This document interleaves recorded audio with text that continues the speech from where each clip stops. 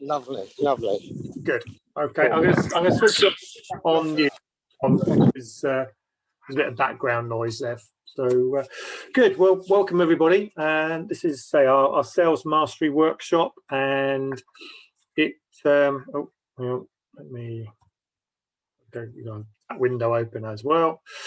So it's one of 6. So for those who haven't been, I rotate these every 3 months because we sort of say you continue to learn, but what you'll find is when you come back to this in 6 months, 12 months time, you'll pick something else out of it. So we'd still recommend people to come back to it. And because the audience is always different, sometimes the topics that we talk about are different as well. So you'll get more out of it. So this one, they normally on a Thursday afternoon. I've put this one forwards because next week I'm actually on holiday. Actually going to go and have a week's playing golf and just take a bit of a break, because I think a lot of us have worked really hard and we need a bit of time down to recuperate.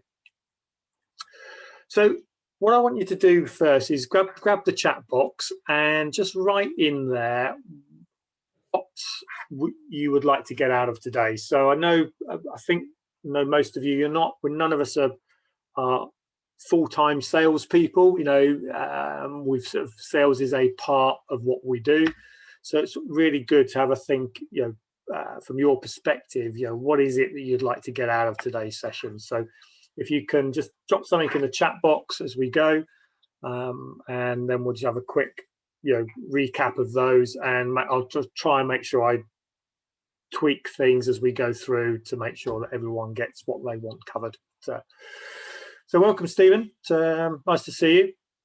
Hello. Sorry, I had trouble logging on. That's all right. Hopefully you're obviously here now. So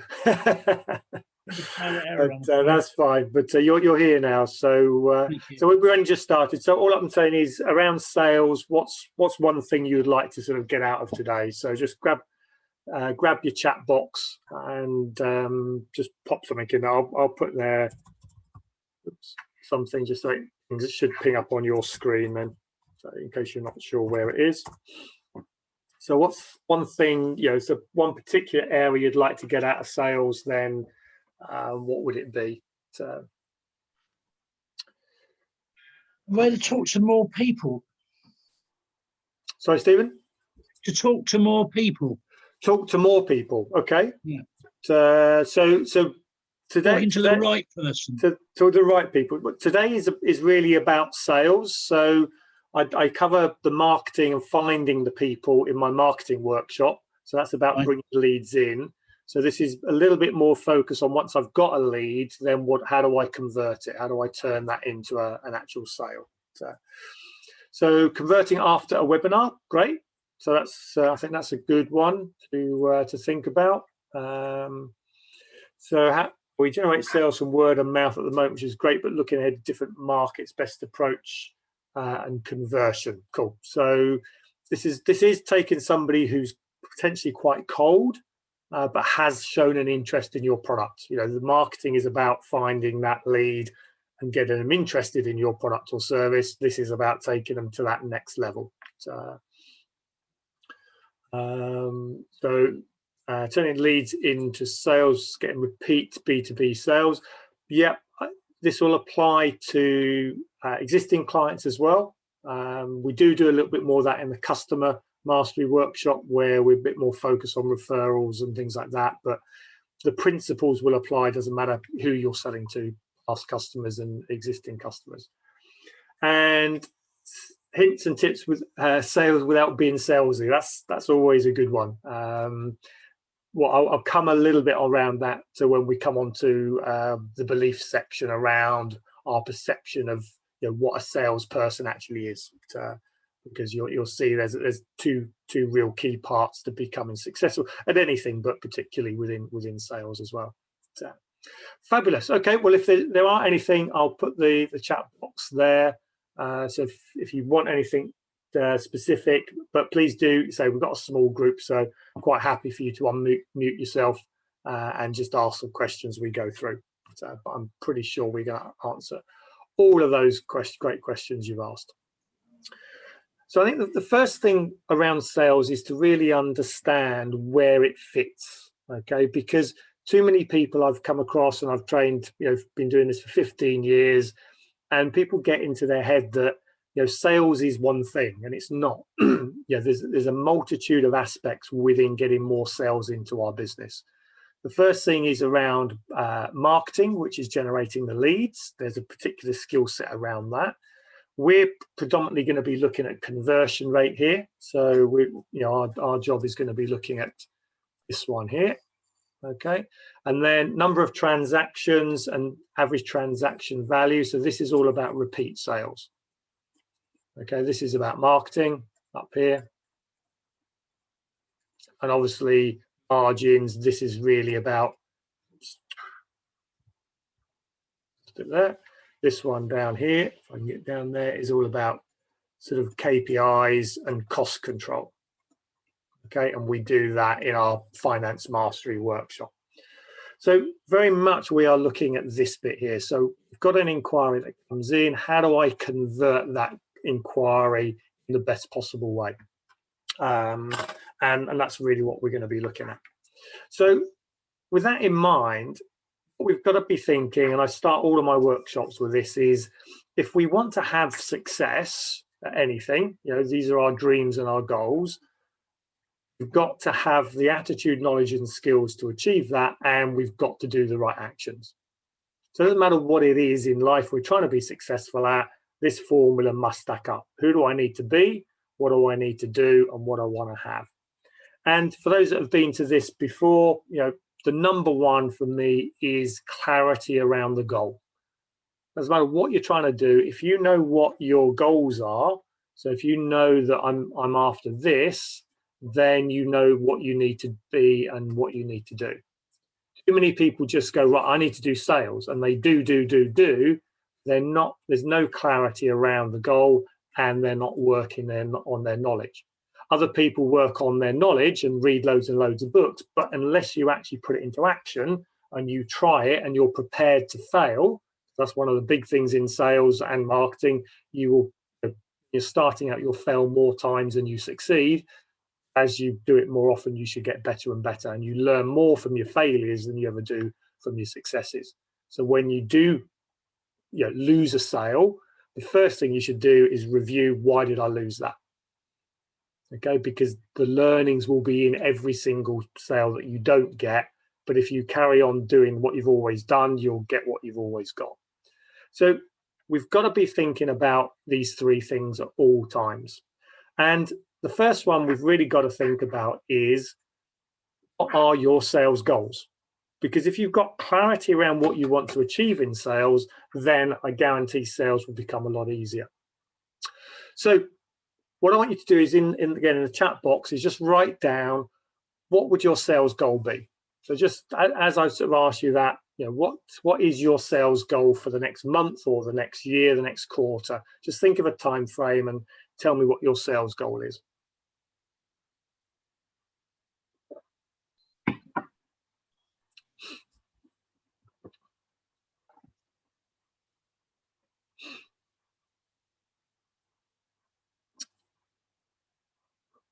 If you're not sure what it is, then think about. See this box to put it in. You can't see the box. Okay. No. Should pop up now. Should be something in the chat box.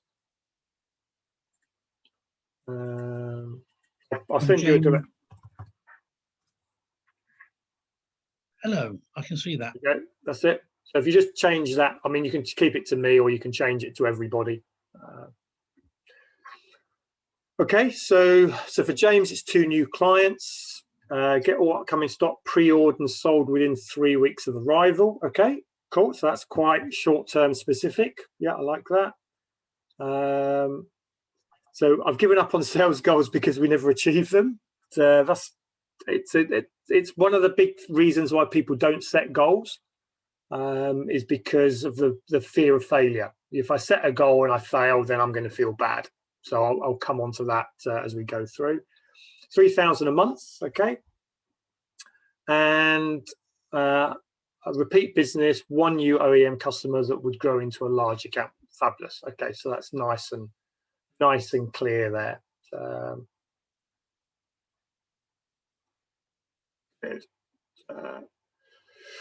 So I think, often I get, I need more sales, I need increase my revenues, that sort of thing. And what I've found over the years is what happens is if we set the wrong type of goal, we start to focus on the wrong type of thing.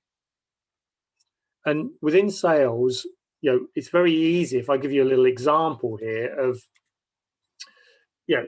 2019, our sales were 2.6 million and a profit of 390. Sales here is 3.2 and 380. If you were running this business, I'll pick on one of you here. So Ashley, if you can unmute yourself. If you were running this business, okay, what would your goal be for 2021? 5 million turnover based on those numbers. Yeah. I'd want to try and increase my margins, to be honest. Yeah. Okay, so you'd look at that and say, okay, well, look, I could probably do a 10% improvement or a 20% improvement on that sales figure, wouldn't you? Yeah. Okay, and that becomes your sales goal, and that's what if it's yourself, that's what you go out and go after. Or if you're running a sales team, you'll give that to your sales team and you'll expect them to deliver on that sales goal over the next 12 months. And to me, that's your first problem. Okay, because that goal that you're setting there is very difficult to actually achieve directly. What we've got to look at this and say, right, actually the way to set a sales target, a sales goal, is actually to break it down. Okay, so we've got to look down into the numbers that make up the sales revenue before we even set a sales goal. So you should never take last year's figure and add a percentage on, or add I'm going to turn it from 3 million to 5 million. It's a crazy way of doing things. Okay, you've got to look down and say, right, what makes up that first number, and then from there extrapolate what I want to get out of it. So if I took those figures that we've just seen and said, right, first thing we've got to look at is the actual existing customers that we have. So which customers have I got that is going to buy again this year? Okay, and how many more customers do I actually want to add to that? Yeah. So how many sort of more customers am I going to get? How many of those are active? Yeah. What's my average transaction value? How many repeat orders do I get in a year? Because some businesses will get 2 or 3 orders in a year. Some people will just get 1, and maybe 1 in 7 years. So therefore, to actually calculate the sales figure, and then we know our margins and our gross profit and our overhead. So I'm not going to worry too much about these. So if we start to look at this and say, right, yeah, out of all of these, actually what I'm trying to do here is influence these individual figures that are actually going to grow. So we break our sales targets down into our new business, existing business. We understand how it's made up through our average transaction value and the number of transactions, and then build it up. Then we start with sort of the end in mind and build this up to say, right, if I could add 200 new clients in, how many strategies would I need to actually achieve that? What would I actually do to find this extra number of clients? So when Ash, you said, I want 1 new OEM customer, that's nice because I can focus on that. Yeah, I've got 12 months to find 1 new one. And all my activities then will focus on that particular side of things. So that would be my sort of marketing, would be to go out and find those customers and convert them. But also, I'd have strategies around my existing client base. So could I actually reactivate some past clients? Too many people go after brand new sales when actually all they need to do is contact their past database. I did this with a client. We did a campaign back to all of our clients, and that month there was another £50,000 of sales straight off. The easiest sales conversion you've ever done is selling to existing clients. It's harder to sell to past clients. So can we work on ways to increase our average transaction value? Can we get people to actually repeat, buy more often, come back more often? Are we working on our strategies here? So suddenly, our 2.6 and 3.2, now I'm actually not doing a great deal, looked at ways to we could actually take this to 5.5 million. So if we'd actually set that goal as being 3.54 million, because that seemed like a reasonable increase, we'd actually be leaving money on the table. Because what our capability is to actually achieve a goal that is generally far bigger. If it was smaller, if you'd set a 10 million goal and this only shows 5 million, then you're setting more a realistic goal that you can achieve. So Tom, when you're looking and setting goals that you're constantly not achieving, my guess is, if you look at the resource you've got and your ability to do this, your goal might be a little bit less. Sorry, say that again, Kevin.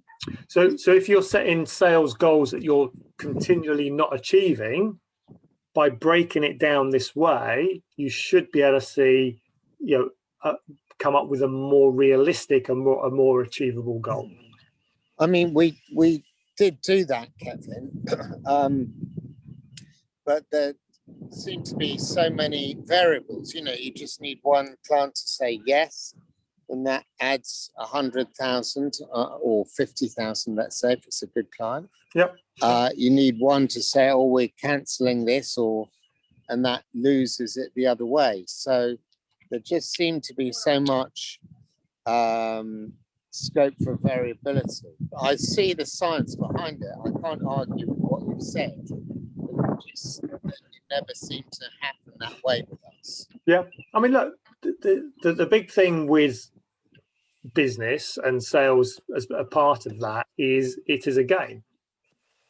Okay, Yeah, the games sure. have an unpredictability about them. Yeah.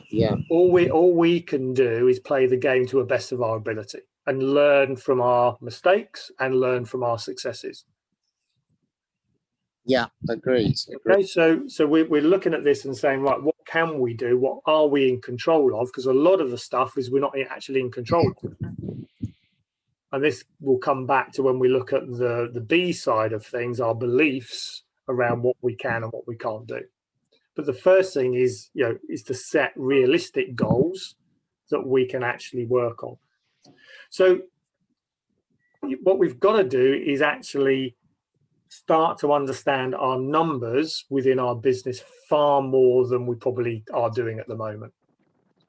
How much business, if I do nothing in the next 12 months, will just come in from my existing clients? And have I got a strategy? Am I continually talking to my existing clients? How much is going to come through from new business? What is my average transaction value? Now, I might have multiple products and services, so I might have multiple average pound sales. How many leads do I need to bring in order to convert them? What are my conversion rates? How many conversion rates have I got? I might have multiple conversion rates in the process. I've got to understand the difference between a leading and a lagging key performance indicator. I do that more in the finance workshop. A leading KPI is activity. That's the thing I've got control of. How many phone calls do I make? How many emails do I send? How many meetings do I have? So the result of that is the lagging, which is the actual, the result that I get. So we've got to start breaking our numbers down into more specifics. And this really comes from, if you look into sport, really high level sport now, the English cycling team, the rowing team, what they're doing is a concept called marginal gains. You take a race, you break it down into component parts, and then you look to improve each one by 1%. And then you put all that back together, and all those little 1% all add up to a big change. So that's, before you even go into your sales strategies, that's what you've got to do. You've got to break down your sales into really sort of achievable targets.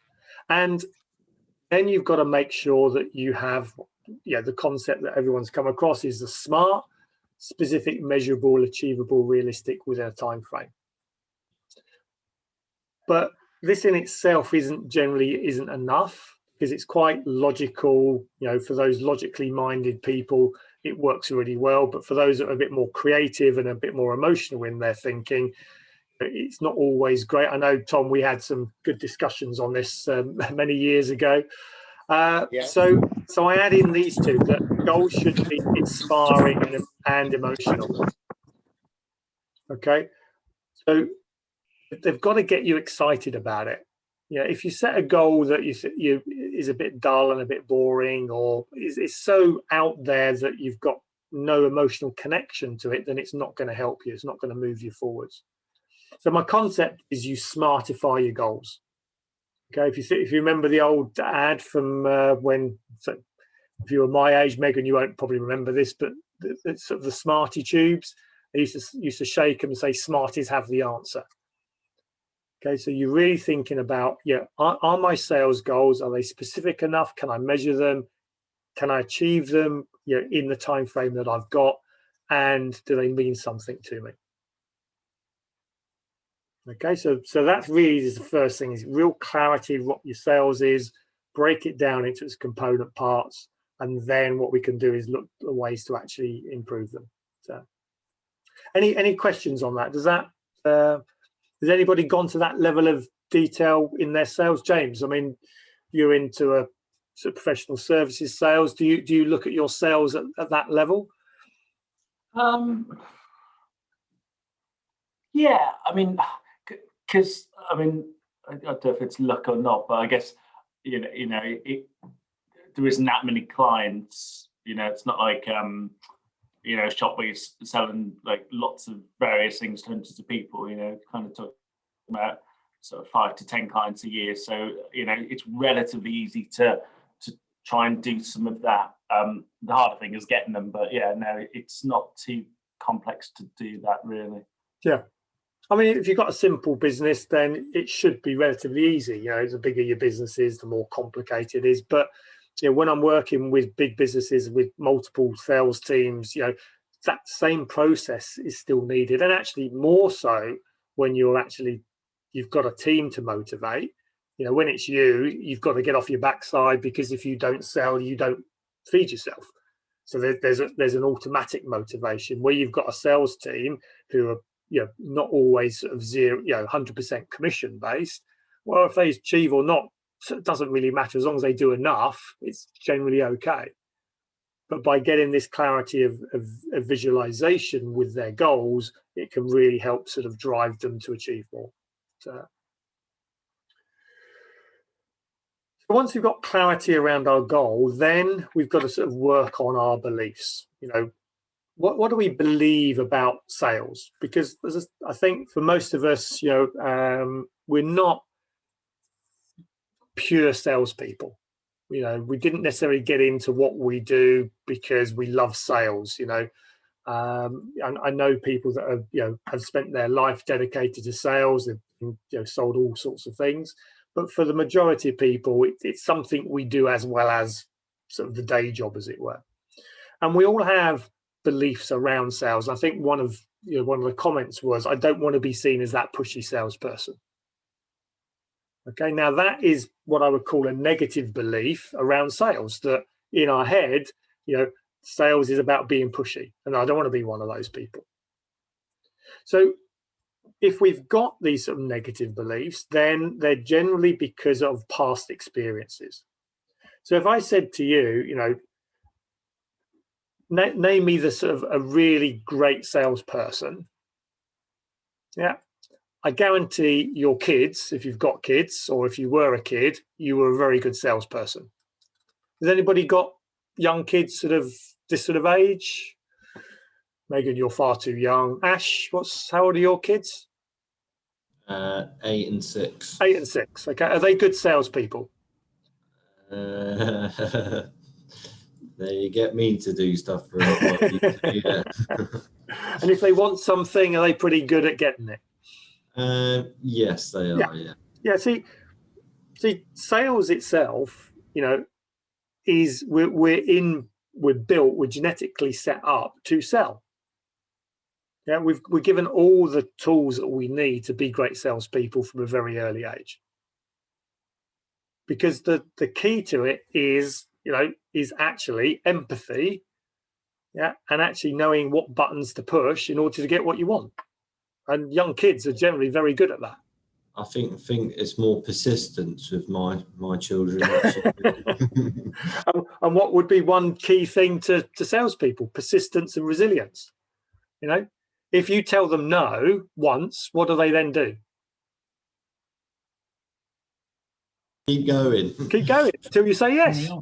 Yeah. And sorry to interrupt you. I think my take was similar to whoever wrote, really, is where does persistence become annoyance, really? I want to be persistent, but not to the point to annoy people where you could shatter that sort of relationship before it begins. Yeah. And that's like kids are very persistent with their parents, but with other people, they're probably very shy and reticent. So it does depend on their customer, I suppose. So why is that then, Tom? Why are they persistent with their parents but reticent with strangers? I suppose it's because they feel safe. They know if they really annoy you, you'll still love them. Yeah.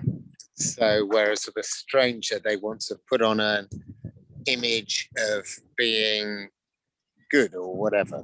Yeah. It's generally because there's a high level of trust.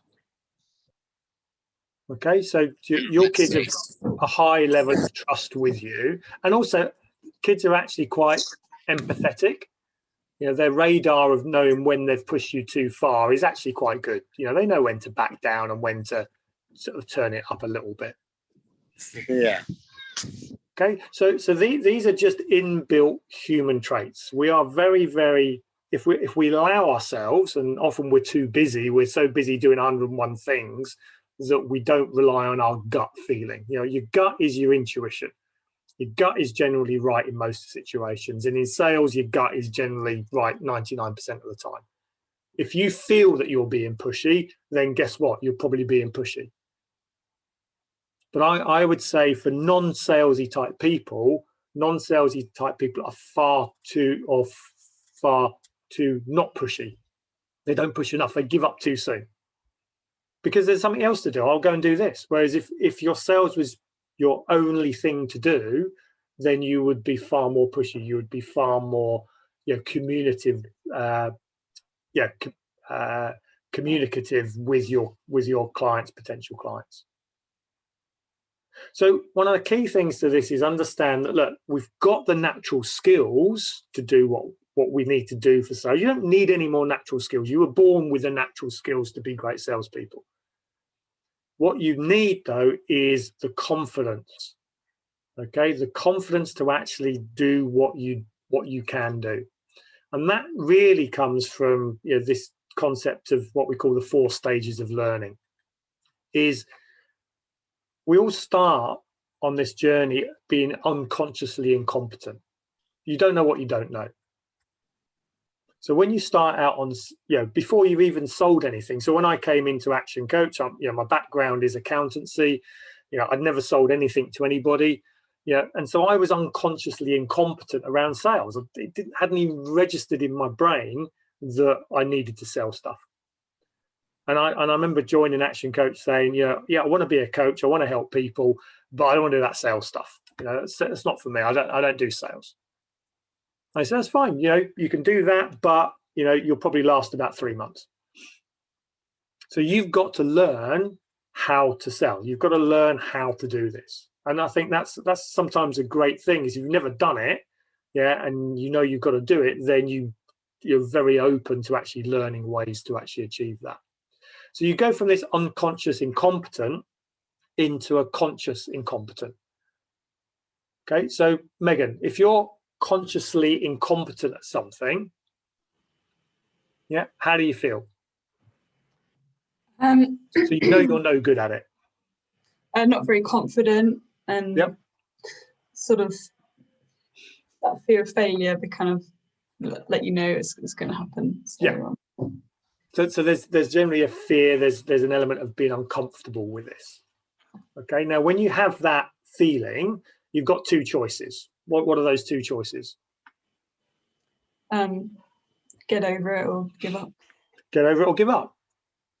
Yeah. So it's nice and simple. You get over it and you move on, or you give up. Now, the problem with this is if you give up, can you go back into being unconsciously incompetent? No. No. Okay. Instead of going back into unconsciously incompetent, you know what you do? What happens at a sort of subconscious level?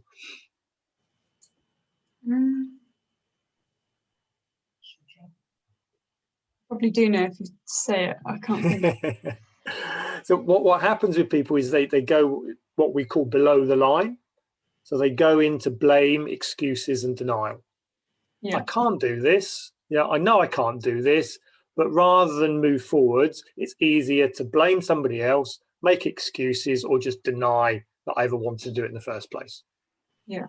So I had a friend when I was learning to drive cars, you know, in those, if you remember driving, it's quite an uncomfortable situation. I remember my first lesson, I sat in a car and we were with my dad. I was so excited. I always want to do this. Age 17, 17th birthday, got in and I spent an hour kangarooing down the road. I couldn't even get out of first gear. I was, you know, beside myself. Okay, now I had a choice. You know, I've either got to learn to move forwards or I could give up. Now, one of my friends, you know, he didn't actually, you know, throughout our sort of school years, he didn't drive at all. And his excuse was, you know, what's the point in driving? You know, I can't go and have a drink, you know, if I drive. So I'll rather have a drink and you drive and you take me around. So for me, that was an excuse. He was making an excuse or denying the fact that he actually wanted to drive a car. Mm. So we can't go back. Therefore, we have to blame, excuse, or denial. And that's what happens in sales. I'm not really great at sales. I don't particularly like it. You know, I'm not really learning and not working way forwards. So I'll blame the fact that, you know, there's nobody out there. Yeah, I'll look for excuses and reasons why I can't actually sell. And the problem is if we stay there in that, then we get nothing.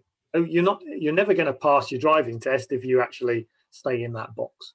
So we have to move through to this consciously competent. Yeah, this part of our learning journey where we're now conscious of it. Yeah, but it's hard work. Okay, so if you remember in the driving lesson, it was when you were sort of going around it, mirror, signal, maneuver. Oh God, you're trying to do three things at once, and it's hard work, and it's not quite going right. I remember, you know, one of my driving lessons, I saw my mates walking down the road, and you know, I'm driving along. I had my mum in the passenger seat, and I see my mates, oh, hi, like that, and the car just swerves and misses the car by about 2 inches.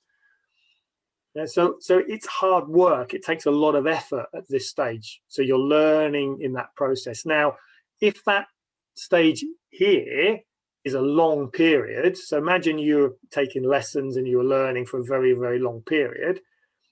How do you feel there, Megan? Maybe you can sometimes feel like a lack of progress and think, like, sort of go back to probably take a step back to conscious incompetence. So you come back to conscious incompetence. Yeah. So now I'm consciously incompetent at this. You can't stay there, can you? So where do you go? Back to below the line. Blame, excuses, denial. Okay, so we sort of give up, and then we can't go back into here and stay there. So we have to go back into that blame, excuse, and denial. Rather than what we want to do is move forwards until we become unconsciously competent. Now this is great because now we can sell. Now we can do the task. You know, we're not finding it difficult, yeah, and we're doing quite well at it. What's the problem when we get into this box here? We're unconsciously competent at something. You get a bit comfortable. You get comfortable, you get complacent, and you stay where you are. And this is what I find with people who are good at sales. They're okay at sales. They do okay, yeah, and then they stay there. Don't push themselves. Don't go out and sort of see what's the next target I could achieve. How could I push this even further? They stop learning, they stop reading. Okay, because in actual fact, they're not actually here anymore. Where are they? Back.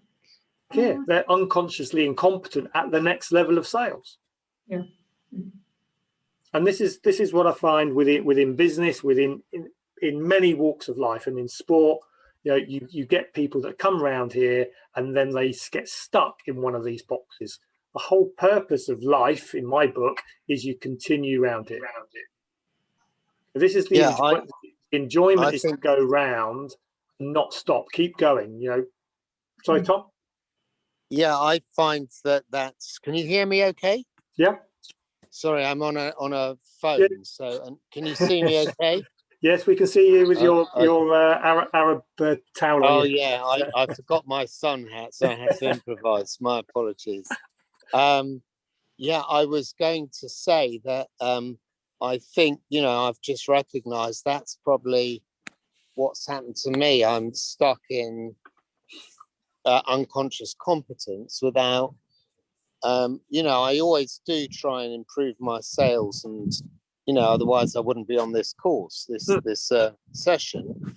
But probably for me, and I probably should have put this in chat actually, like, I don't get me and my team to network within existing customers to, yeah, I think actually that's a very good point. I think I've unearthed something here, and I'm not really pushing myself in sales. And, you know, there's opportunity in our existing customers to sort of grow, cross-sell within the organization, get my team to do it.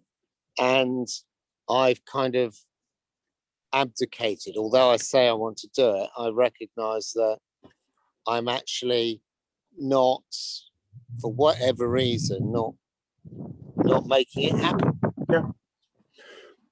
Well, I think, you know, that is a key thing for a lot of people, you know, and it's that sort of belief that I believe I'm, you know, I'm at this level, but is there another level? You know, what can I do next? Where do I go from here?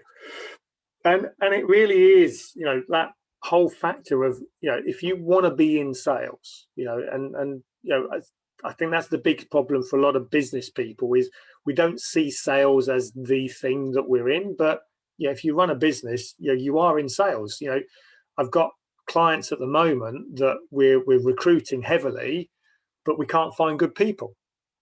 Well, finding good people is just sales. You know, it's sales and marketing. I'm just sales and marketing to find people rather than to find customers. It's the same process. There's nothing different to it. So, you know, we're using this all the time. When if you remember back, well, I know we did some work with Ash, but you know, this time last year when the bounce back loans and the Sybil's loans were coming out, we were selling ourselves to the banks. We were selling ourselves to funders to get the money to actually get us through, you know, the recession. So sales is just, it's, you know, in all aspects of life, you know, sales skills are key. They really are key. And, you know, to master anything, it takes 10,000 hours to master something. So if you were to be working, you know, 5 hours a day on it, it would take you 5 years. Now, are you working 5 hours a day on sales? I pretty much say that none of you are. You know, if you run sales teams, you know, how many hours a day are they working on getting better at sales? Most sales teams are, you know, putting nothing in. They'll do enough not to get sacked. They'll do enough to hit the basic target. But again, if you're not setting those, really breaking down, setting bigger targets, you're not pushing your guys to actually achieve it. We too many businesses are accepting mediocrity within their sales. Okay, so we've got to start thinking that sales is a discipline. Sales is something that even if you think you're the best salesperson, there's always another level and there's always stuff to learn. You know, these are just some of the great books. I mean, if you've sort of, you know, if you're old enough, you remember Zig Ziglar. You know, everyone's got a sort of a favorite. You know, I like Brian Tracy's stuff. You know, there's some really good stuff out there, but it's Some of it is, you'll read books and think, oh yeah, but it's not telling me anything new. That's fine. There'll always be one nugget in there. But if you're not into that process of actually learning, then that's when you're in trouble. That's when you sort of start stopping and you start to stagnate. So there should always be something around sales. I probably do sales, I don't know, once a quarter, because there's obviously a number of things, but it's one I always come back to because there's always something new to learn. And I think in a week or so, for those that get my email, we've got a really good sales speaker coming on our big Friday finish. So it's always great to hear those people, because there's always something in there, one little nugget, one little sort of step that you can take that adds to that knowledge. And that's what you're building, is a knowledge bank to help you move forwards. So learning is a key part to this. Okay, so it's that learning process. The other type of thing is you've got to understand what type of salesperson you are, because we are all different. Okay, and we will all sell in a slightly different way to somebody else. And often we see people that are not like us, and we think, oh, I don't like, I don't like that way of selling. And then we perceive that as the way sales is, but it's not the way I would sell. And the key to this is, if you really understand what type of person you are, then you can actually become a much better salesperson, because you can sell to people like you, but also you've got to learn to adapt your sales skills to the people you're selling to. So we use a very simple system. There's many others out there that purport to be better, but for me, DISC is one of the simplest because it's easy to understand. Okay, and in a sales model, it works really, really well. So we have 4 different types of people. We have outgoing people, we have reserved people, we have task-focused, logical people, and we have more emotional people type people.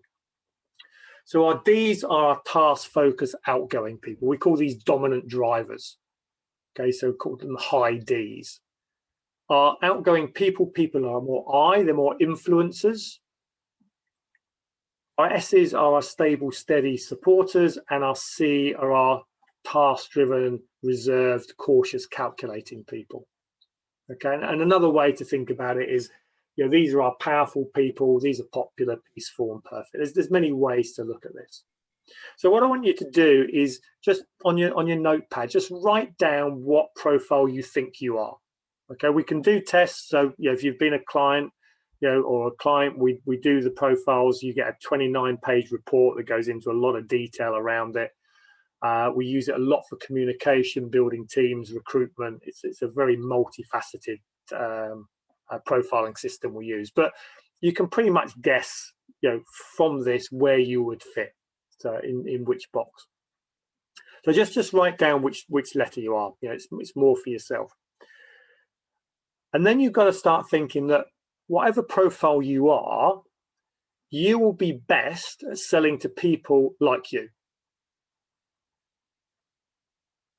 Okay, because these are communication styles. So a high C, let's say a very task-focused, logical, analytical person, will actually be good at selling to a task-focused, logical, analytical person.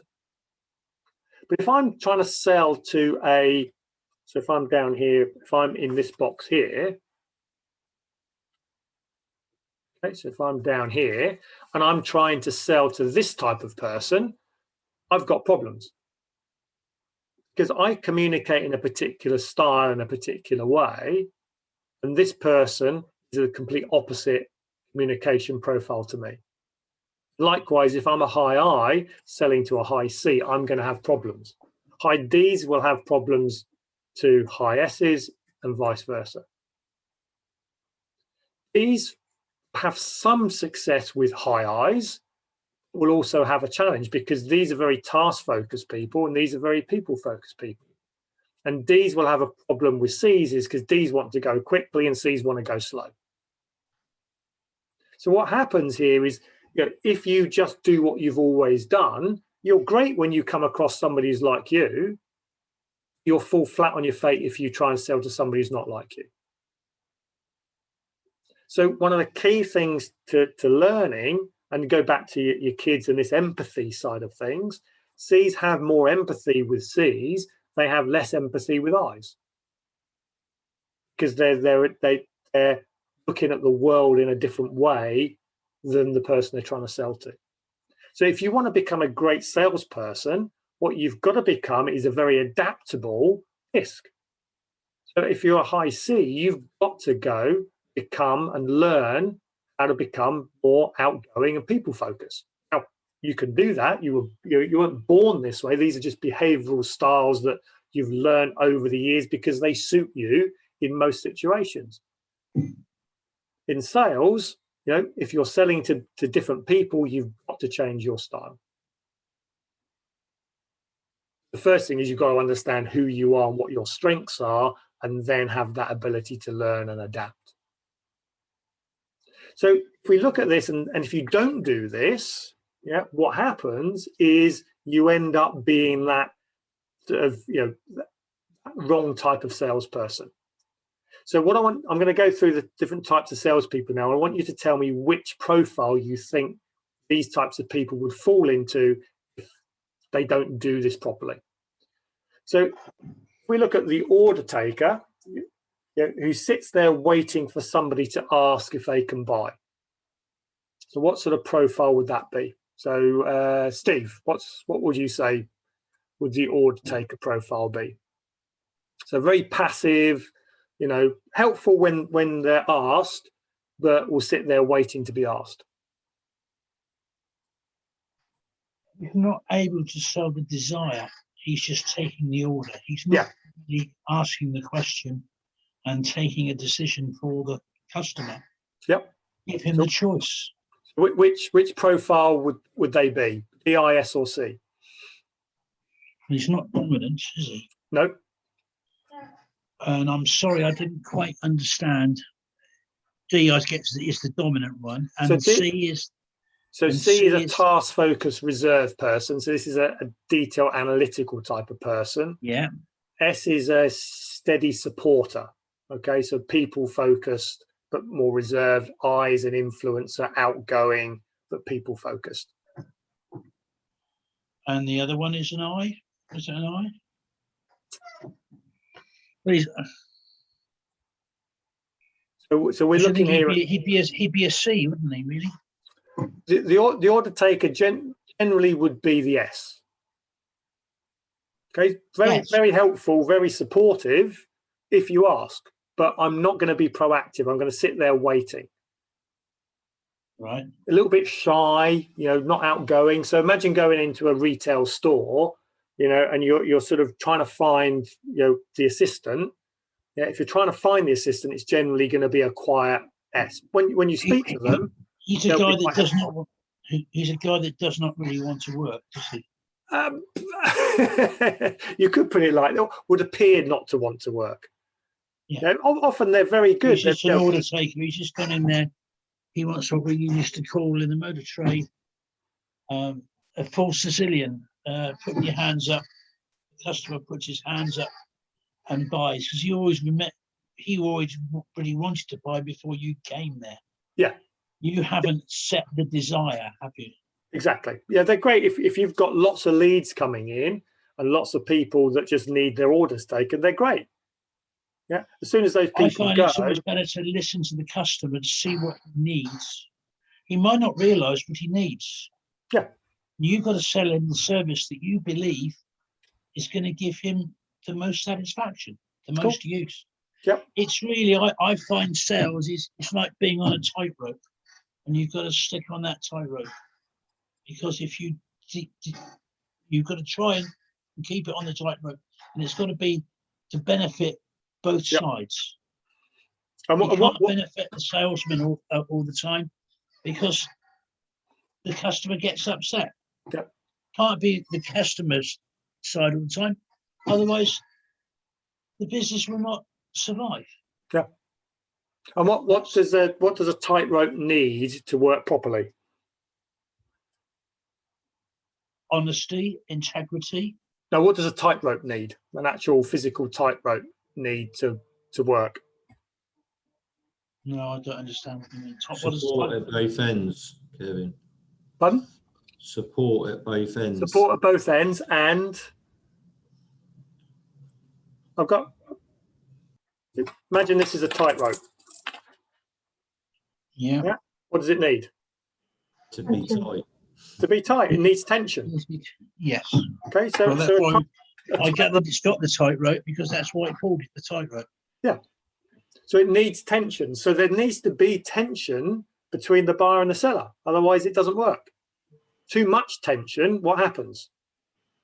It snaps. It snaps and the parties fall apart. Too little tension, yeah, And you it fall off. collapsed. And this is that balance between, you know, this is why sales is an art, you know, and a science. Yeah, it's understanding this relationship that I've got with this person. Is the tension between us just right for us to work together? Too little, yeah, and it falls apart. Too much, and it will break. You build that tightrope as a tightrope during your demonstration, don't you? Exactly. Yeah, and I'll come back to how we build that a bit later. Okay. So that was our order taker. Then we've got the product board. Now you've probably seen these in when you go to buy something technical. Talks about nothing more than the product. Anorak. Yeah. What? So this we lost. Have I lost Alex? Oops. Or is Alex gone? Okay. So who have I not? So Ashley, what's what profile would the product board be?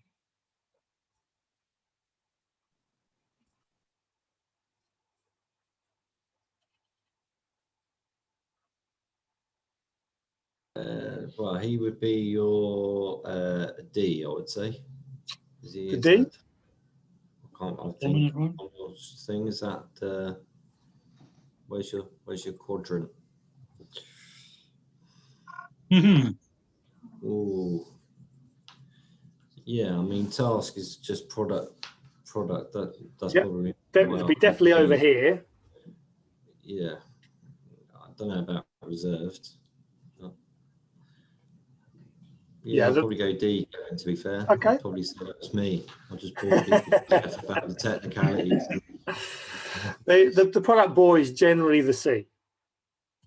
They love the product to death. You know, they could talk about forever about, it's about being perfect. I need to get a perfect amount of information over to you, which means everything. You know, and I'll sit there and I'll talk at you, you know, forever. Okay, but you know, if I'm actually selling to another C, it's great. You know, we could talk all day long about, you know, when I go and buy cars. You know, I love talking about cars. I can sit all day talking about cars. But if you're selling to any of the other profiles, they don't need that amount of detail to make a decision. Okay, so they're perceived as a product board because they're not the same profile as that individual. Okay, so next one then is the overseller.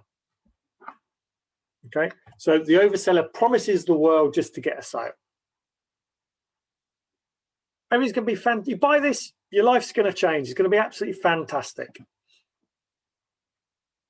What sort of profile would that be, Megan? I think The I, yeah. The influencer. They're trying to influence you to buy this.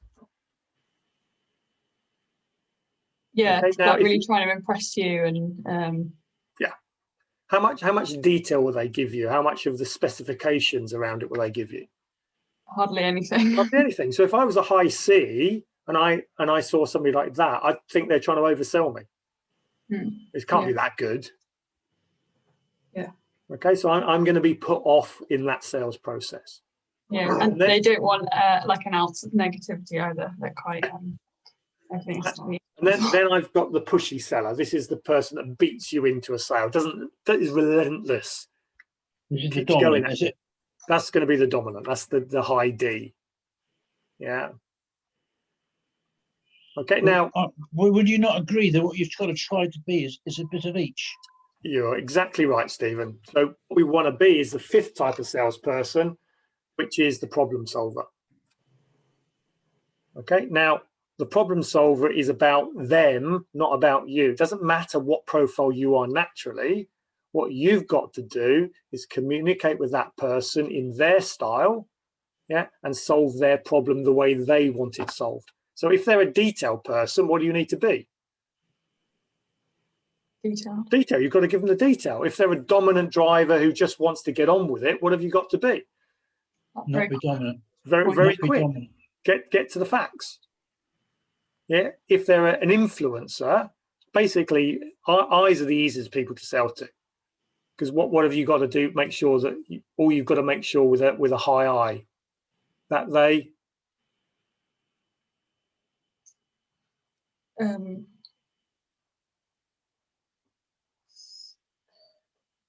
Like oversell, like make it sound like really great, and they just got to like you. If they like you, they'll buy anything from you.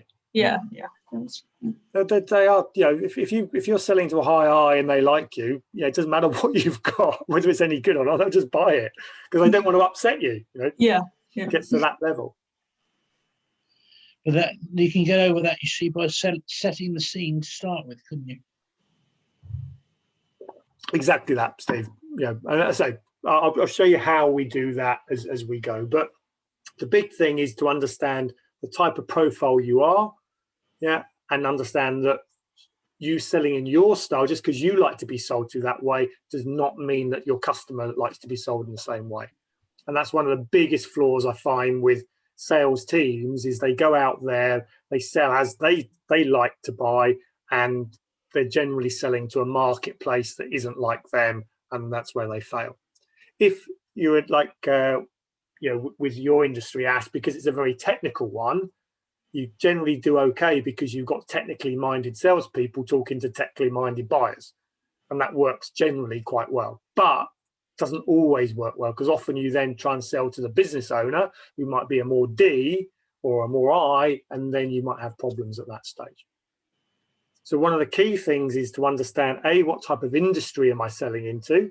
Yeah, will I come across a predominance of DISs or Cs? Yeah, if I've got an industry where I've got predominantly one of those, then I need more. That type of salesperson would do better in it. Once I've got that, then what type of person am I actually physically selling to? I'm quite keen to find the eyes because they buy anything. Yeah, often though they tend to go bust because they bought things that they don't want. But no, but you will find them. I mean, and they're generally quite easy. D's and I's are generally quite easy to see. Okay, C's and S's can be a little bit more difficult to sort of, you know, to work out who they are, because again, they're a bit more reserved. Okay, but a lot of this is, again, it comes back to communication and building empathy with people, which I'll come on to in a minute. So that's really about our beliefs. Okay, so our beliefs around who we are, about who we're selling to, you know, our beliefs around learning, about sales is just a game, you know, clarity around our goals. Then we've got to start thinking about, right, what do I now do? How do I actually, you know, whatever profile I am, how do I actually start to sell better and improve my conversion rate? So the first thing, yeah, and it might seem a bit simple here, but the first thing is, if sales isn't your predominant, okay, so if you're doing other things and you're not just employed to be a salesperson, because if you are, you've got 40 hours in a week, but for most of us, you know, we've got other things that we're doing. The first thing you've got to do is create time to sell. Because if it's not your natural thing, if it's something you're not the great at, if you're in that unconscious incompetent or conscious incompetent box, you know, if you've got something that is easier or more enjoyable for you to do rather than sell, what are you likely to do? James? Anything but that. Anything but that. So yeah. If you know that you've got 10 follow-up phone calls to do, yeah, but you've also got, what would be something you would enjoy doing more than sales and following up? I'm probably playing around with some numbers on the spreadsheet. Fantastic. Playing around with numbers on the spreadsheet. So you've got a choice of playing around with numbers on the spreadsheet or making those calls. What are you going to do? Absolutely, play with the numbers on the spreadsheet. Now you're probably going to make a cup of tea. Well, that's it. So you're going to allow procrastination to kick in. So the first thing you've got to do is look at your diary and say, right, yeah, I am going to wear my sales hat. Mr. or Mrs. Salesperson is coming to town, on that day at that time. And I'm going to be in the mode to actually do that. So here you can see, I'm doing client work here. I do my sales stuff on a Monday afternoon and a Thursday afternoon. That's when I've got to come with my sales game face, at those times. Now, if I get to Monday at 2 o'clock, I don't know what I should be doing. What am I then going to do? If I get to Monday, right, I've got to do sales. So what do I do? I tell you what, let's go make a cup of tea. And then suddenly the phone will ring, a customer will phone, a team member will come after me. And by the time I've sorted that, it's 5 o'clock. Oh, shit, I haven't got done what I said I'm going to do. Okay, I'll do it next week. Next week, same thing. And all of those people that you should have followed up don't get followed up. So what we've got to do is we've got to get the discipline, where we've got multiple activities to do, we've got to get the discipline that says, right, 2 o'clock I do sales. And before I get to 2 o'clock, I know exactly what I've got to do between 2 and 4 that day. I've got my list of people I'm going to call. And as we see sort of later on, you're having a system approach to this, using a CRM system or a calendar. You're actually blocking into direct activity that is going to result in the chance. There's no guarantees in sales, but a chance to actually, succeed. There's an old saying in football, you'll miss 100% of the goals you don't strike for. But if at least you have a go of your pop-up goal, you've got a chance of scoring. Even if you're crap at, if you're crap at scoring, you're bound to score eventually. Okay, but if we don't make the time to do that, then it'll never happen. You're not giving yourself the space to do it. If you're a salesperson, or if you've got a sales team and they are 100% focused on sales, my view is exactly the same thing. You've got to break their day and their week down into activities. So because sales is multifaceted, right? On a Monday morning, first thing you do is you book up your appointments for the next week. You have Tuesdays and Thursdays you're out visiting. You've got Wednesdays following up. So you're breaking the activities down during the week so that you come into that day and you know exactly what you're going to do. If you get to that point and you don't know what you're going to do, I guarantee you won't do it. And the other thing is, if you're managing sales teams, what you've got to create is accountability. So how many calls are you going to do? And this comes back to that leading and lagging key performance indicators. How many people are you going to phone up that week? Right, so at the end of the week, I can check. You said you're going to phone up 50. Did you phone up 50? And this is why having CRM systems and automated systems like this help, because you can pull the statistics out of that. You can't hide, you can't lie around that. Whereas you can say, I did 50 calls. Okay, well, I've got nothing to prove that or otherwise. So we've got to create the space in which we can play the game. If we don't create the space and we don't book it in, then I guarantee that you'll find something else to do. So I'm really big on all my clients on default diaries. We do them all the time. We revisit them. We come back to them because, if you want to get stuff done, to me, it's the only way you can actually create the discipline that you need. The next thing you've got to understand is, where are your prospects? So when you get this lead coming in, so if you get a fresh lead coming in, one of the first things you've got to do is qualify them. Okay, and you've got to understand that when people come in, you'll get a small percentage of leads that are hot to trot. Okay, now if I'm running a sales team, or let's say I'm a new salesperson, okay, and I hit the ground, I get 10 leads, of which I convert 2 of those leads. How do I feel as a salesperson?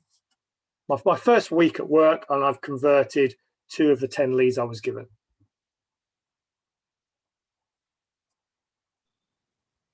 Pretty good, don't they? Yeah.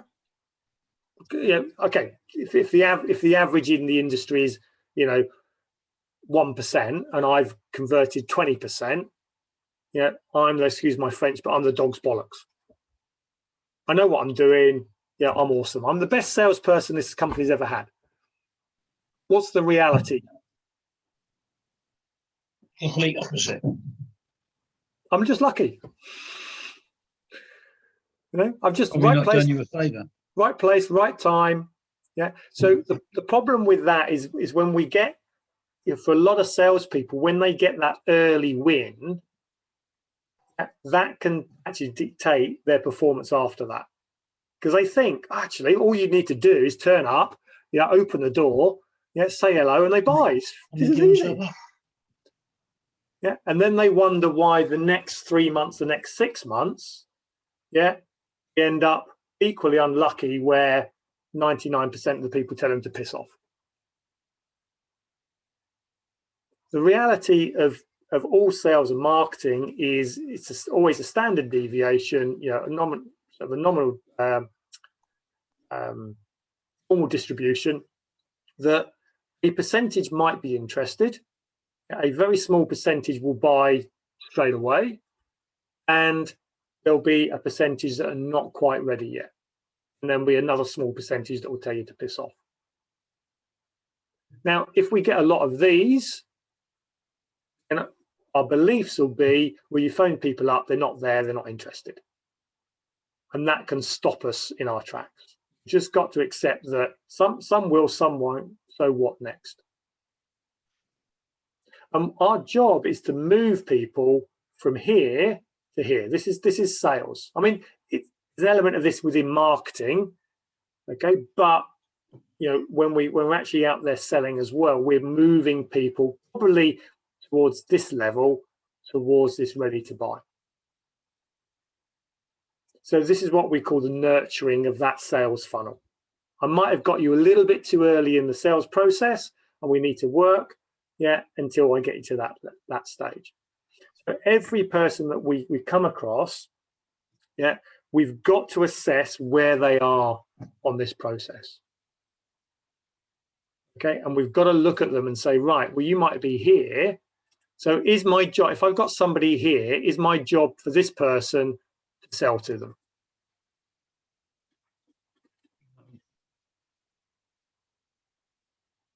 James? Yeah, I mean, there's no reason why not. I mean, as you said, try it and give it a go. Yeah, absolutely. Okay, so what I would say is you're always trying a bit of a soft close at any stage. But if they're not really interested yet, if I try and sell to that person now, what have I got a big risk of? Just walking away.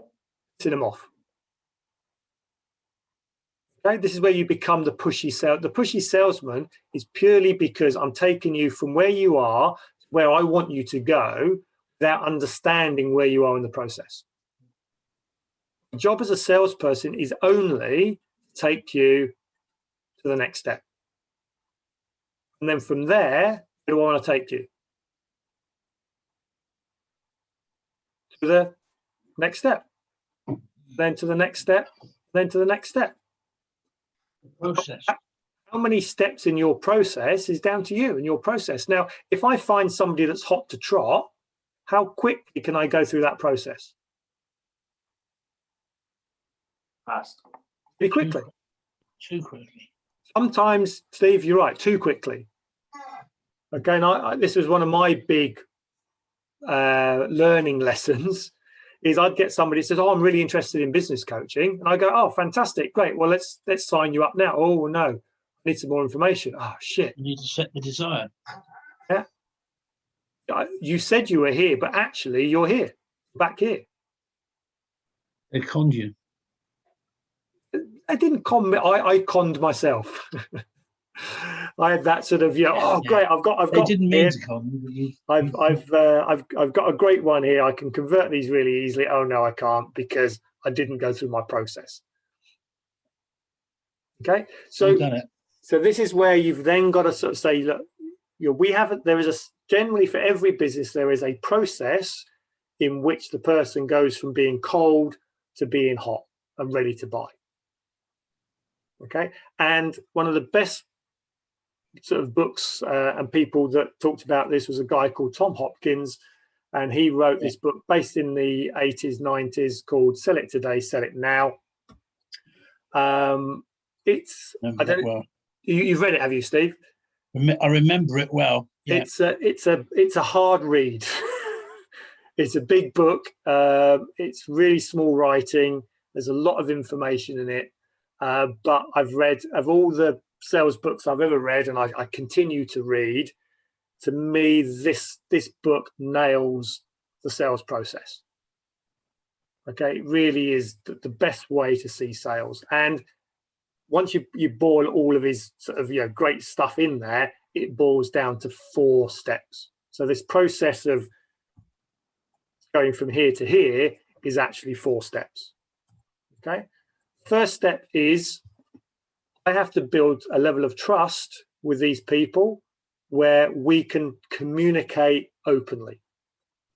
Go back to your kids. The reason the kids can keep pressing you is because inherently you trust them and they trust you. No trust, you can't push people through.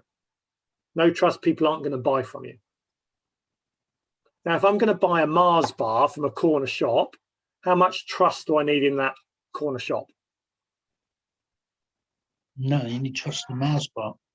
I trust the Mars bar, yeah. So I don't need much, do I? But I do need some. Because if I was a dodgy bloke on a train, and I opened up my dirty old jacket and I had some Mars bars in there, would you buy a Mars bar from me? No. Go on, they're only 10p, Steve. 10p Mars bar, mate. 10p. Do you want one? No, I can see they're out of date. Okay, so the fact that there's a shop, it's been there, there will be subconsciously a level of trust, even on something as simple as buying a Mars bar.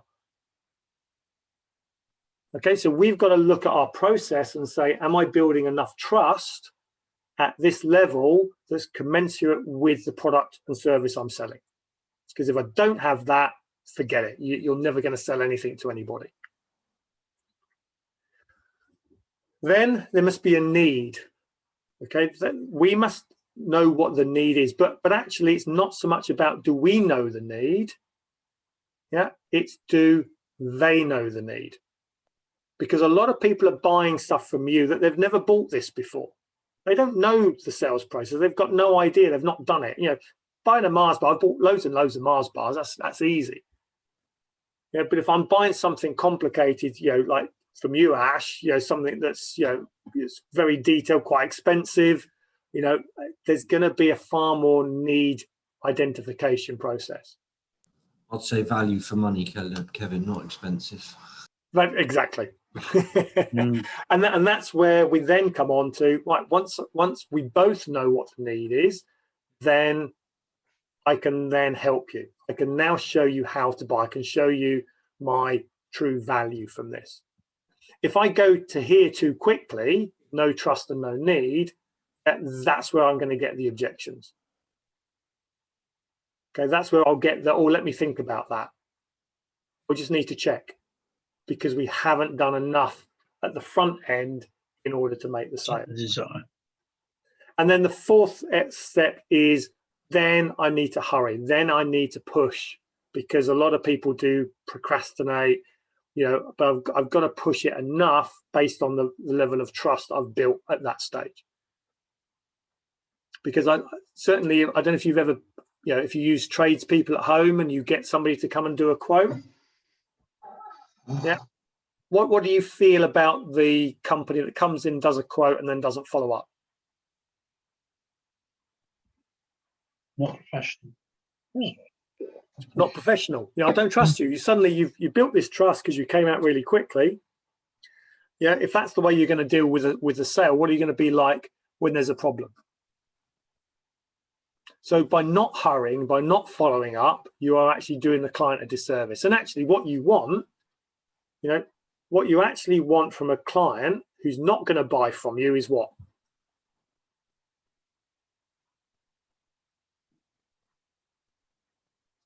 What do you want from a client who's not going to buy from you? I guess you want to know that, Kevin, quick. I want to know it quick. Yeah, don't waste my freaking time. Yeah, phoning you up, every week. Sending you emails. If you don't want to buy, tell me. Actually, I want to fail. And too many salespeople have too big a pipeline of people that they're too scared of actually phoning up because they deep down know they're going to say no. And if it's in my pipeline, then I feel good. I got £2 million in my pipeline. It's great. Because there's a hope value that one of those will actually convert. Whereas actually, if you're a good salesperson, what you want to do is blitz your sales pipeline and kill off all those people that are just not communicating with you anymore. And deep down, once you've done this enough, you know the people that are going to buy from you, you know the people that are not going to buy from you.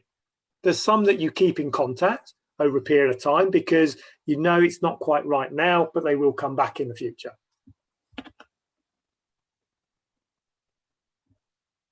How long was I talking to you, Ashley, before we engaged? Quite a while. Quite a while.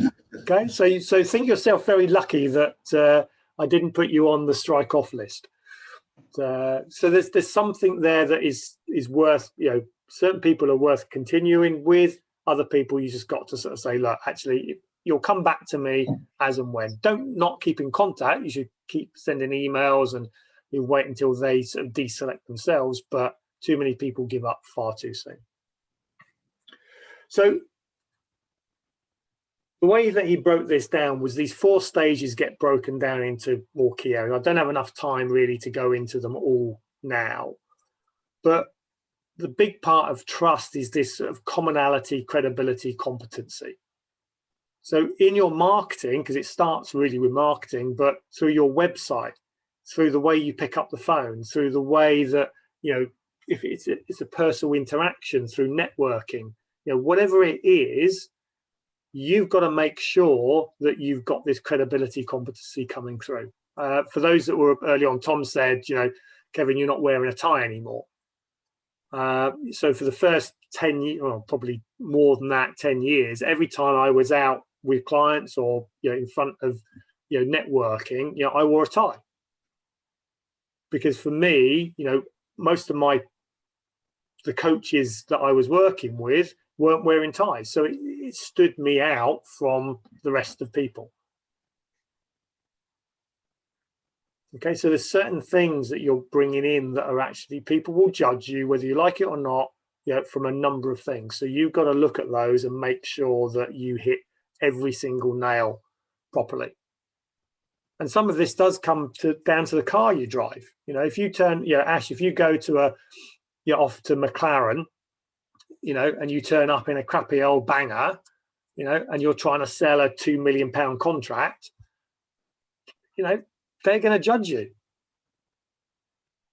Now, I know you're not going to do that because you've got a very nice car, but, this is why you've got to have, nice things, if you're selling to people that matters. If it doesn't matter, if I turned up to on a building job to a local family that were having an extension, I turned up in my Lamborghini, that probably isn't right.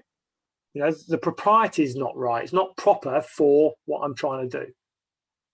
So every person you might be saying to might be different. And if you're not thinking, what would be proper for in this situation and changing your style to suit, then you're going to miss out on a number of sales. Need identification, is about identifying the problem. Now, one of the key things to this, and this is the failure, I would say, of the majority of technically minded salespeople. Okay. If I'm really technically minded in my area of expertise, so James, we're going to do a little role play here.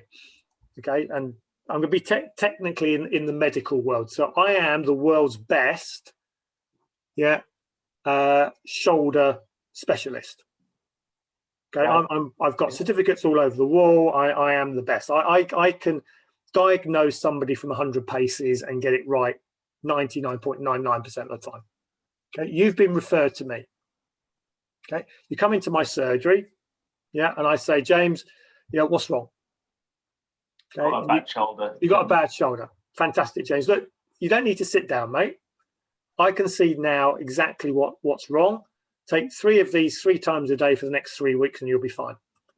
Off you go. How do you feel? Well, I mean, the problem is it's a bad example because everyone trusts the doctor implicitly. So it's kind of but deep down, even if you trusted me, what would that little voice in the back of your head be saying? He doesn't know really what's up with me. Yeah. How does he know? Not diagnosed me, so he's not diagnosed me properly. Yeah. Okay. So, but I'm the world's best. So I know that it's that because I've been doing this all the time. But the problem is, and it's a trust-based thing, is I haven't listened. So the need identification is not actually for me. The need identification is for the client. I think, Kevin, you need to do it in that order. I mean, hence the conversation, but you've got to build the trust, get the need. There's an order for that reason, I assume. The order is in, for majority of sales, it's in that reason. The only time it changes, and you would put the need before the trust, yeah, is if there is a almost a crisis required. So let's say that your plumbing had gone wrong and you got water pouring out of your tap. Yeah. If I came in there and said, look, before I start fixing this, I think I need to show you my credentials and make sure that we get on well. Okay. You'd put the need identification first, then your trust second. Great example. Yeah, no, thanks, Kevin. That's a really powerful example. So just be careful with that one. But for most sales, certainly longer sales processes, it's always trust and need. Okay, and look, it's not just one then the next. You're blending these in together all the time. Okay, you don't just go into a new client and say, right, we're just going to do trust now. And then once I've done trust, I'm going to do need. You find a way to blend all these together. But the need identification in most cases, I mean, a lot of the time it is for you. I need to understand, but it's not for you. It's actually for them. Okay, so you take them through the process so that they can catch up and understand that they have a need. So we go back to the doctor situation. You come in, James, sit down. What's up? Shoulder. Okay, so tell me about it. Yeah, how's it affecting your life? Oh, that must be terrible. You must be feeling really bad about that. So what are doctors really good at? If you've got a bad anything, what do? Push it until you scream. Okay. Now, if I've got to a stage where I've pushed your pain until you scream, and then I say, take 3 of those 3 times a day, you'll be fine. What are you going to do straight away? Accept it. Take it. when can I start? Jeez, that hurt. Oh God, you must know what you're doing, so I'll take it. And that's what we need to do within our business is we've got to find the pain point of what's it costing you not working with me, not buying my product, my service. And if I can push on those pain points, yeah, then at that stage, yeah, whatever I then offer them, they'll buy. Part of your sales procedure, isn't it? This is all about the sales process, Steve. Yeah. This is great. This is a lot of us, if we've been in sales for a number of years, we do this automatically. Okay. It's just, we find a way to do this process. The problem is if we want to then hand this over to other people and expect them to come in and just sell like we do, they won't, because they don't know your process. They don't know how to do this. So we've got to translate this into a process that good people can follow. And this is one of the biggest factors I find with sales teams where we haven't done this, why people go, oh, I'll bring a sales team in. I'll go and recruit the best salesperson with one of my competitors. Yeah, they leave the competitor, they come and work for me, yeah, and they fail. Why is that? Have they suddenly become a crap salesperson? No. Overconfident? No. No, you want a bit of overconfidence within salespeople. You need that. What they're doing is they're bringing their sales process that they had for their previous company into your business, and it doesn't fit. A piece of this is missing. Maybe the company was good at building trust, and all they did was identify the need. Maybe the company did these two, and they were just good at helping. Maybe their client base were high S's, and this person's a high S, and you're selling to high D's, and they don't work. Okay, you've got to have this process in your head of what needs to happen. Okay, so we build that trust, we identify the need, we then say, right, at that point, we get across our message of how we can help, and then you go into the close sort of factor of actually closing. Now, there's some great books on closing. Zig Ziglar's probably one of the world's best. If you ever want to know the 101 ways to close, it's all great stuff. The reality is, if you do the first two stages really well, closing's simple. Yeah, you only have to do clever closing if you're not so good at the first two sessions. Any questions on that? Cool. So trust, the way we build trust with somebody is empathy. Okay, we've got to see it from their perspective. Put yourself in your customer's shoes. Now, what a lot of salespeople do is what I call weeing all over themselves. Yeah, we do this, we do this, we do this, we do this. It's not about you, it's about them. Okay, so you've got to get into your client's head, yeah, and build that relationship, sometimes from the ground up, yeah. Other times, you're coming at different stages, and this is where preferably before you even go and see them, you've warmed them up enough that actually when you do come to see them, you're ahead of the game. You've already got that connection. And there are three types of communication when we are building that trust. First one is the words that we use. Yeah.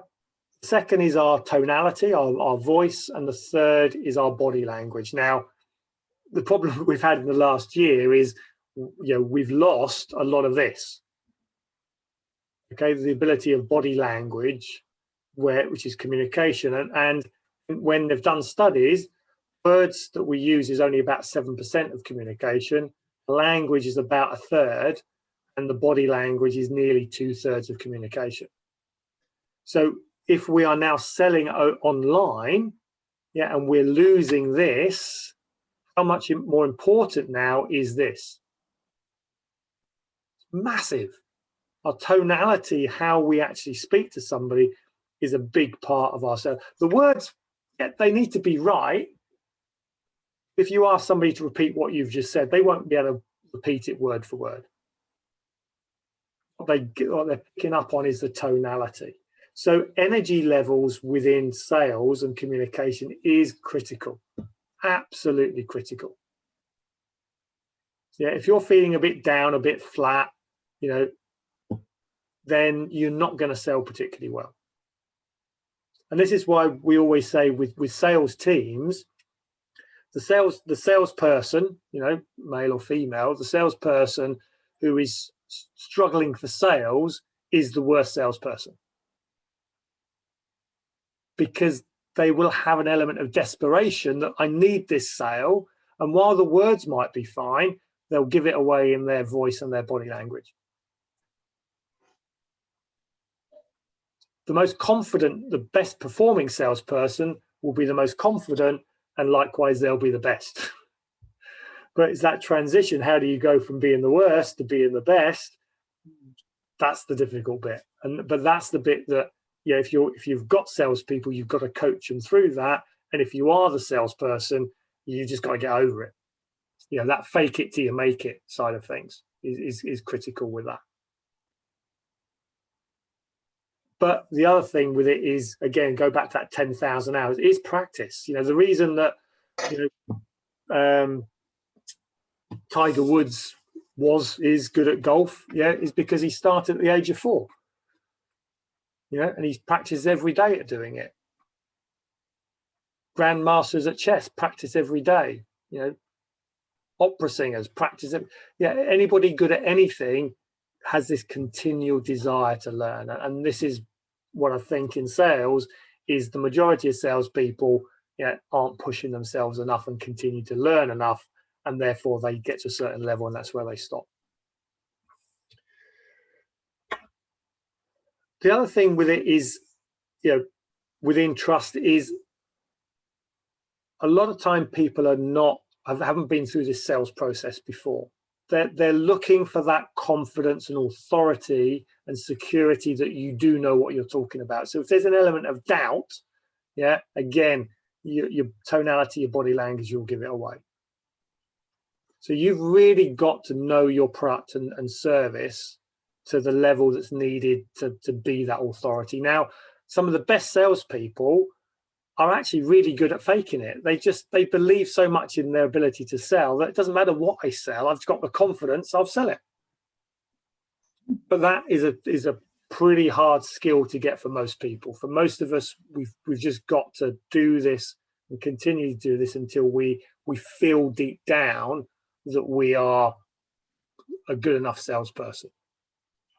And one of the key things to this, one of the key traits, and we have, you know, as well as DISC, we have different ways to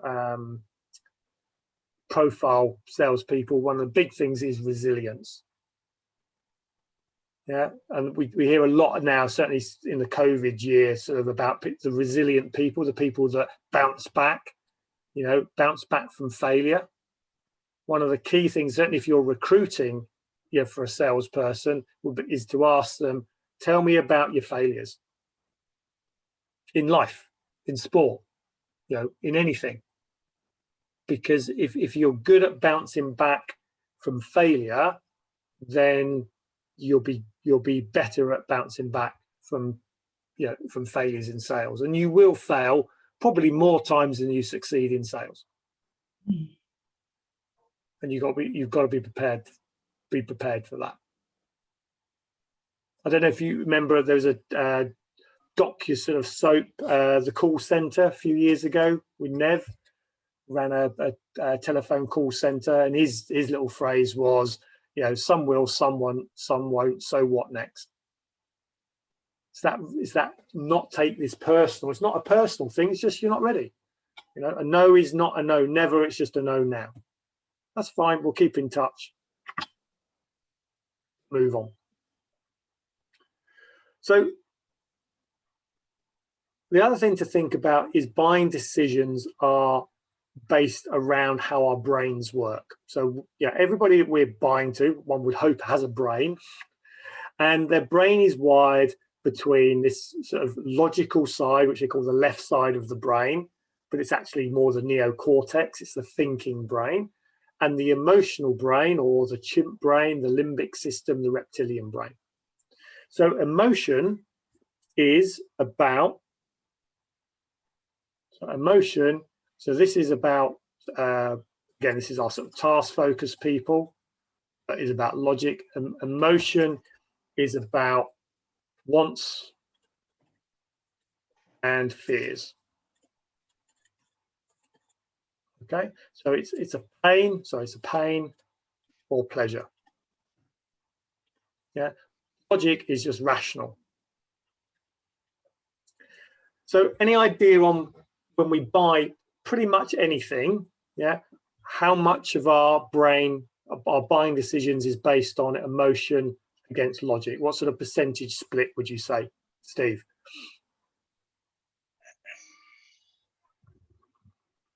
I would think, well, 60 emotion, 40 to logic. 60 emotion, 40 logic. Any advances on that? Megan? Would it not depend on what you're buying? It does depend on what you're buying, but less than you'd think. I'll give you an example where this doesn't. This is not this, but for most decisions, it's the same. Because I would have thought if it's something you need, like food, Yep. You go on logic. Whereas if it's something you want, like clothes, it would be emotion. That's a good thing, but actually need, yeah. Yeah. So why do you need food? Because you'll go hungry. You go hungry. Yeah. Okay. So wanting to eat is actually a pain of being hungry. So I don't like being in pain. Therefore, it's the emotion that's driving you to buy food. The logic. That's why we have obesity. Is it not the logic? Because logically, you're going to have to eat because you're hungry. The emotion is what you eat, isn't it? Emotion is what you eat and the fact that you want to eat. It's driven by your reptilian brain, yeah.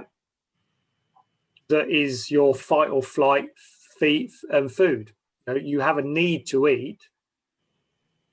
You don't think about eating. It's driven from a feeling that I'm hungry. I feel like I'm hungry. It's not a logical thing, because that's why we've got obesity. Why do, excuse my sort of bluntness, but why do fat people eat more food? Logically, don't eat food. Exercise more, eat less, and you'll be thin. Maybe in that case, it's more 80 emotion, 20 logic then. Exactly. Yeah, the majority of buying decisions and decisions we make are 80% emotion backed up by logic. See, our logical brain is our neocortex. It's very powerful, but it's a bit stupid and it's a bit slow. Our emotions will always trump our logic anytime. That's why we have phobias. What are you scared of, Megan? Spiders. Spiders. Okay, so is that a logical decision that you're scared of spiders? Because the cases of people being eaten and killed by spiders in the UK, is really, really high. Or is it an emotional thing because you just don't like the look of them? Probably emotional. Probably, right. It's all emotion. So all phobias are emotional backed things. Okay, so we've got to understand that every buying decision is pretty much going to come from this. Now, there's certain buying decisions, and you're sort of right when you said need-based, okay, but they are forced purchases. So something like car insurance. Okay, is buying car insurance a logical decision or an emotional decision? Logical decision. Why? Because legally you have to have car insurance. Yeah. Therefore, when you buy car insurance, where do you go to actually decide what car insurance to buy? One that gives you the best value. Gives you the best value, which is generally a price-driven thing. So logic is generally price. Yeah. As long as you... So if I want the cheapest, sort of best value but cheapest insurance, where do I go? Online. Online to Comparison site. Comparison site. So which one do you use, Megan? Admin. No, which comparison site would you go to? Go Compare. Go Compare. Okay. Yep. So why did you choose Go Compare? Because the advert's so annoying, it's stuck in my head. Think of. See, the thing with comparison sites, they built up on this fact that insurance is a need-based product, and therefore majority of people are going to be interested in price.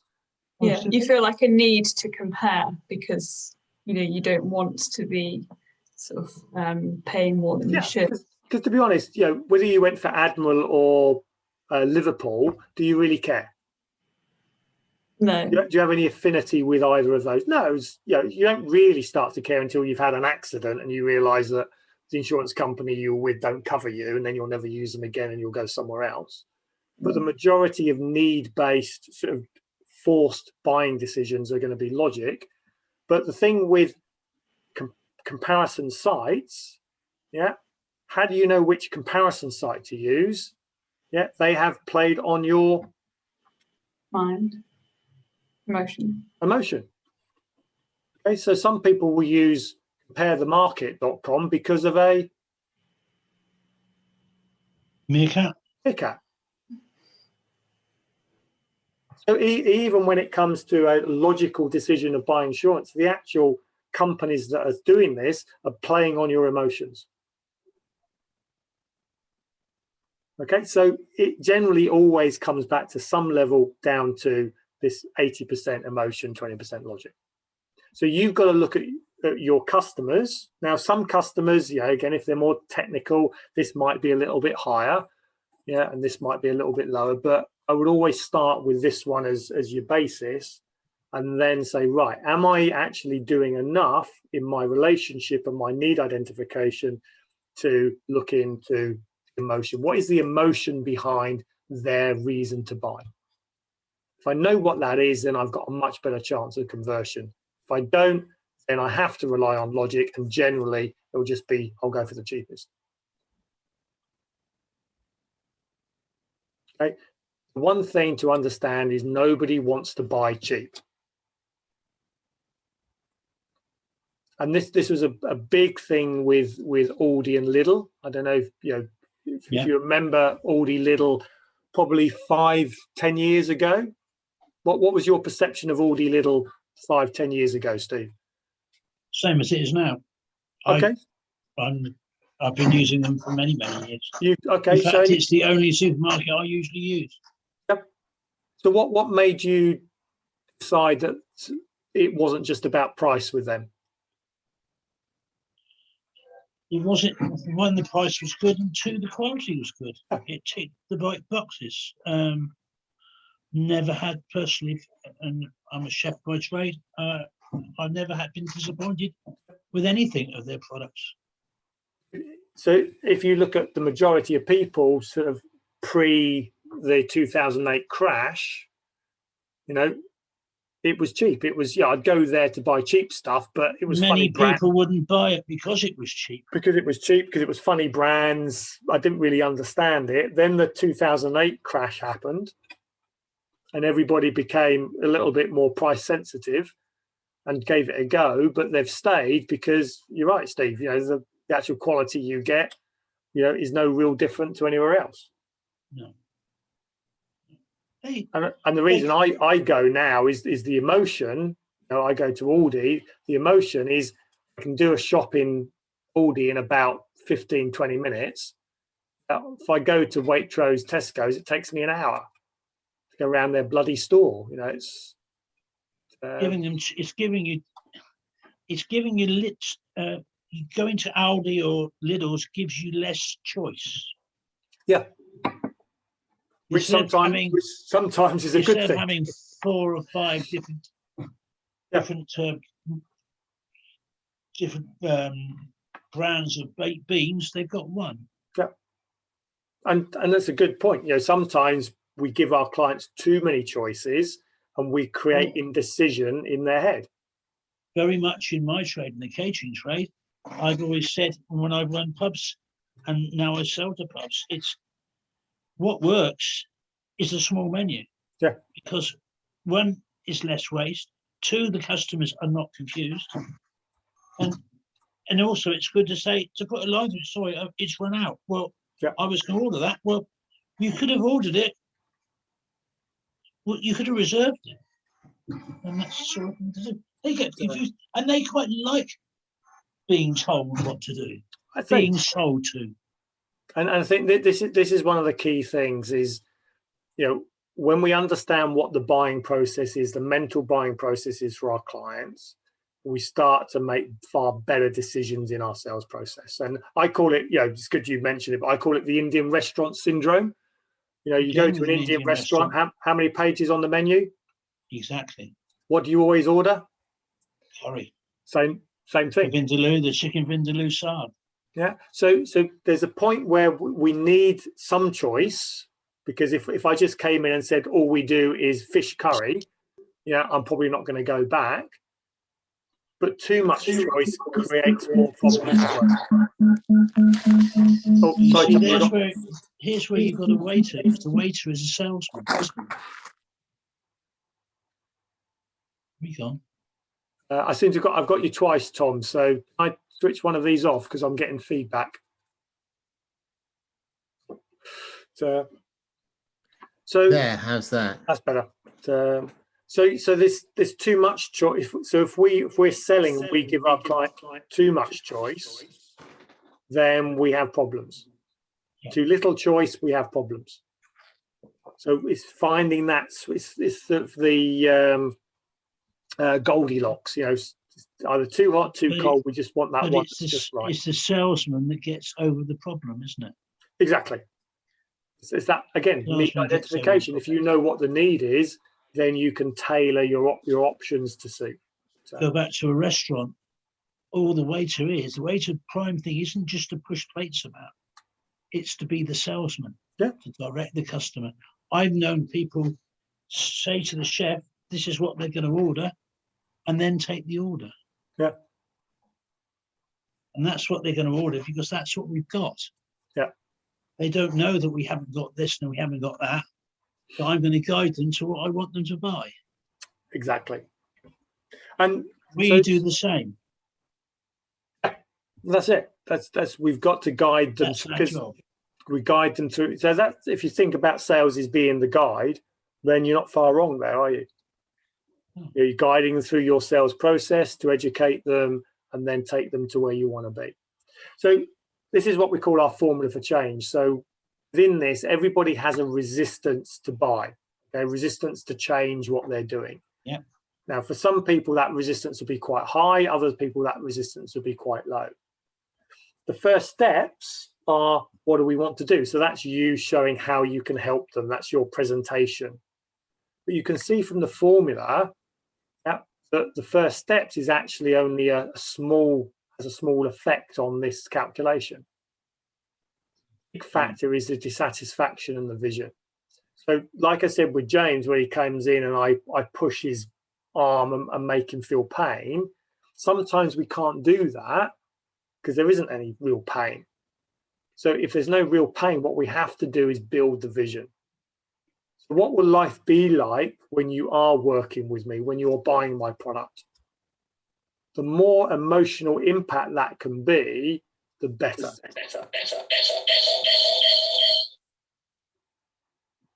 So that's what we've really got to be thinking is, you know, in our sales process, are we digging deep and finding pain, and are we building a bigger vision of what life will be like? And very often, if we're failing to overcome this resistance, we get the let me think about that, or actually it's a price thing. It's never about a price thing. It's just they don't see the value, you know, is creating enough vision in their mind will overcome that resistance. Desire. Exactly, the desire. Okay, and that's the way companies like Harrods have done so well, is because they create a desire. You know you can buy most of the products in there cheaper somewhere else, but people have a desire to actually buy from that. If you're just focused on price, it's generally because you're not focused down here. They see the value in it in Harrods because they mince down Oxford Street with a Harrods bag in their hand. I say, Harrods? It's more than just buying. It's weird. It's a whole process, isn't it? I did some coaching to some Chinese business owners. We had a conference over there a few years ago. And I was coaching a Chinese guy, and over there they have a massive thing about British brands. Okay, they want to buy British brands. So Burberry's huge. So they come over to the UK and buy a Burberry bag, which is made where? In China. In China. So because there's so many fakes in China, so you can buy exactly that bag in China for a tenth of the cost. Because there's so many fakes, what they actually want is what? Not the bag, the brand. No. The receipt. So for them, because in China, they generally, their status is not what you own, it's what you give. So they buy to give. We buy to keep. In China, it's about gifting. So they will gift the Burberry bag with the receipt in it. And for them, that's a status symbol. That's the emotion that they're selling, because they could just go down the local, sort of stall and buy exactly the same bag for a tenth of the price. The emotion is the fact that I went to England, I went to Harrods, I bought the Burberry bag in Harrods, and there's the receipt to prove it. That's the emotions. If you know what that is, then you can deliver that in spades to your clients. Well, you say about a Burberry bag. I used to live in Bicester a few years ago, where and in Bicester they've got a village selling brand names things, and I was in Burberry, and there was two Chinese women literally fighting over a bag. There was a Burberry bag that was £430. Yeah. And for some reason it had £70. And they were literally fighting. Yeah. For this. And I couldn't stop laughing. It just shows how strong that Bicester Village, it's called. I don't know if you've ever used it. Yes, yeah. No, I did a lot of studying up in Bicester. So when we're identifying the needs, our job is to ask questions. So you ask a question, you get an answer. You ask another question, you get another answer. So you keep asking questions, digging deeper to find the emotion, find the pain point. What is it about this product that you like? What is it you don't like? What's important to you? Where's your existing supplier letting you down? You keep asking these questions, and at some point in this process, it reverses, and they ask a question, and you then answer. So once you get to that emotion, you should see a change in that person's face, the change in their body language, the change in their tonality, and then they're more likely to ask you a question, and then you can answer with, right, well, the way that we deal with this is this. If they're not asking you a question, then you haven't got to that pain point just yet. So we've got to become better question askers. That to me is one of the key things about sales. We're given 2 ears and 1 mouth, use them in that order. Ask a question, listen. And too many salespeople are not good listeners. They're good at spewing all over their clients, but they're not listening. Body language, tonality, the answers. They've pre-done it already. They're down here, whereas they've got to take them through this process. Not, again, for us, but for the client themselves. So we've got to understand what sort of questions we need to ask. And the other thing we've got to be good at is to understand a concept we call perturbation. So Tom, have you come across perturbation before?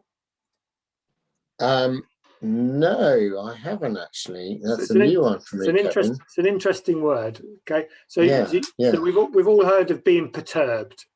Yeah. So what does be? So if you were perturbed, how would you be feeling? Confused. Confused. I'd be feeling shaken or shook up. Yeah, a bit uneasy. Is that a nice place to be? Do you feel really happy if you're feeling perturbed? Definitely not. Okay, so perturbation is a transitional state. Okay, it's a change. So it's a little bit taking a pan of water. So if it was a pan of water and I wanted to turn it into steam, what would I need to do to the water? Boil it. I need to apply heat and pressure. Yeah. Okay, so I need to boil it. And that transition, is that transition a nice, comfortable state? I'm not sure if I quite like transitions. So I know you do, Tom, but you're you've been doing it all your life. For the majority of people, and the transition of water to steam, so I'm taking it from here to here. This point here is not a nice, calm, safe place, is it? No. It's a turbulent place. Yeah. So this transition is what we call perturbation, is when somebody's going from one state to another state. We might get this emotion called perturbation that comes out. Okay. Yeah, Now, our job as a salesperson is to understand the bigger the ticket item, the more consequences of changing, the more perturbation somebody's going to go through. If I'm feeling perturbed because you're applying heat, pressure, in the salesperson, you want a sale, yeah, and I don't like this, what's my first inclination going to be? Move away from the heat. Okay. In the sales process, what is moving away from the heat shown as? A negative reaction. Yeah. Interest. Sorry, Megan? A loss of interest. A loss of interest or a perceived loss of interest. Yeah. Or, you know, I'll move away from the pressure source, which is you, the salesperson, and you can't contact me. I won't return calls. You know, it's making me making this decision of moving is making me feel uncomfortable. Okay, now we know that if I really want to get this thing, I've got to continue to apply the heat and the pressure. Either the fact that is actually you really don't want this, and therefore we can ignore it, or you're going to actually break through. And eventually, you're going to turn into steam. You're going to make a decision and hopefully come on board. So I've got to understand in a sales process that my prospect will be going through some form of perturbation, and therefore I've got to help them through that process without taking the heat off. Got to keep applying the heat, but in a way that calms that as much as I can. Okay, and this is why it's very difficult to sort of do this with any sort of one industry. You've got to look at your own process, the type of clients you're dealing with, you know, and create a process and a way to actually work for you. This is what's going on inside your prospect's head, and you've got to be ready for them. So show them how. Then we'll move on to how we can help. Sorry, Kevin. Yeah. So I'm really sorry, but I've got another meeting now, so I. Oh, we're 6 o'clock. I've only got there's a little bit to go, but if you've got to go, Tom, so I'm recording it so you can. All right. Yeah. No, I'm really sorry. So. It would have been okay the original time. I had a bit of slack, but I'm already a bit late for my next meeting. So okay, I'm sorry. cool. That's but all thanks. right. That was really for running over, but you've all been very interactive, so I've had to keep it going. But yeah, Kat, I'll get the recording over to you. So thanks. That was really great, Kevin. Cool. Thank you very much. Cheers. Indeed. Cheers. Bye. Bye, Tom. So visual, auditory, kinesthetic are the ways that we take in information. So again, you've got to understand, is your client, prospect, are they a visual person? Are they an auditory person, or are they a kinesthetic person? And the general population breaks down into around 40% of visual, 20% of auditory, and 40% of kinesthetic. So if your presentation is all auditory, yeah, then you're going to miss out on the rest of the population. If it's all visual, it's just slides, you're going to miss out on 60%. So ideally, yeah, if you want to maximize your chance of success, you want a blend of visual, auditory, and kinesthetic. And again, the bigger the ticket, the bigger the resistance, the more you need to be aware of this. If I'm selling a Mars bar, it doesn't really matter. Okay, so there's a lot to take in when we're selling to other people, you know, but if we're not understanding what these buying signs are and we're not learning, then we're not moving forwards. And this is why what happens is a majority of salespeople stick at their way, and they're good at selling to people like them, but they'll lose, you know, a big chunk of the population because they're not like them. And then, you know, we've got to follow up. You know, now is not a now, you know, no is not a no now, it's not a no never. So it's just having them in the process. And there's a little stat here, you know, 48% of salespeople never follow up with a prospect, 25%, you know, would take 2, 12% will take, 3 contacts. So it actually sometimes can take 12 points of contact with somebody before they're ready to buy. So too many people are giving up too soon. Okay, so you've got to have a system in which keeps in contact with people through the process. Ideally, you sell them on the first meeting, but again, for a lot of sales, it just doesn't happen that way. So you've got to create the time and the space to do that. So you need a system to actually do this. Systems set you free.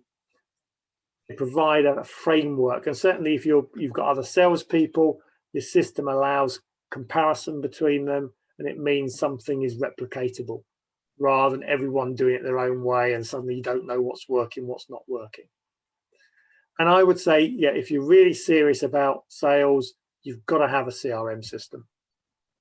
And there's multitude ones. They're all different. You can have them bespoke. To be honest, it's sort of, if you've not used them before, it sort of doesn't matter. Find one that you like the look of. A bad CRM system that you use and is easy to use is better than a good one that you don't use properly. Okay, so really be thinking about at some point having investing in a CRM system. They're not expensive. In fact, at the moment you can get HubSpot, which is a very good system, and it's completely free. They will try and sell you the bigger packages, but the basic one is fine and it doesn't cost you anything. But there are other ones that are a bit more, they all offer different things. You've got to just find the one that's right for you.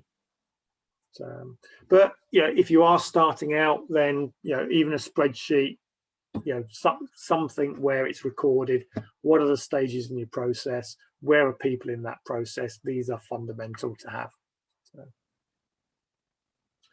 And before you do a CRM, I would say map out your process, because the hardest thing with a CRM is actually knowing the stages. And if you start it without doing this, you'll end up having to change things later, which is very, very difficult. So if you haven't moved to a CRM system, map it out, look at your process, break it down into bite-sized chunks, and then decide, then build your CRM system around it. And one of the key things I think that really does help you, and again it's another way when you build teams you can pass this on, is have sales scripts, have checklists, have something that you can follow that actually takes you through a process. Okay, because if you're under pressure, you'll try and find shortcuts. Whereas if you know that this is the way, this is the best chance of me getting a person through that trust and need stage, these are the questions, these are things they must have, then having a checklist to ensure that happens is fundamental to it. And the beauty with that is you can do it, you can then measure it, you can see where they fall off, and then you might be able to add something into that process or tweak it in order to get a better result. So apologies for rushing through the last bit. I mean, the main part was what we've been sort of talking about. But the key thing from this is to actually then to take this away. So the 3 things I would recommend is, measure your 5 ways, measure your leads, conversion rates, and really get clarity around your goals and link that back to your financial targets. Think about your limiting beliefs, and your knowledge and your skills around sales, and have a plan to work on that. And then break your process down into its sort of identifiable chunks as to how do we build trust in the process? How do we identify the need? How do we help? And how do we follow up? And then start to piece together and improve those as you go through. So, cool. Any questions that I can answer before we part company? No? Good. Steve, so what was the key thing for you from today, and what are you going to do as a result? Thank you. I think looking back and looking for it, especially as I've been furloughed, I feel that I always find these sales courses very good because it reminds you of things and where you've been sloppy in the past. You need to listen to somebody like you and to speak to people to keep on the edge. You see what I mean? Yeah. Yeah. So is there one area that you feel a bit sloppy about? Yeah. Which is what? What would benefit from a bit of a tighten up? Some organisation with the diary. Okay. Some following up properly. Some more methodical. I'm sloppy, not methodical. Right. I used to be more methodical. So get some structure Because back into it. I used to have my own sales process. Yeah. And I'm selling things differently now. I'm selling different things. I've sold cars. I've sold double glazing for 8 years. And that was purely on the knocker, what we used to call the knocker. But I was always successful at it because I was well planned. And I used to get myself sales through accurate records. Yeah. And this is what I'm doing wrong. Okay, brilliant. So bring back a bit of that process and structure back into it. So cool. Organise it a little bit better. Thank you. Yes. Thank you. James, what about you? Yeah, I think the sales process and just mapping that with a checklist, which I know we touched on at the end, but yeah, I think that would be helpful for me actually, because I think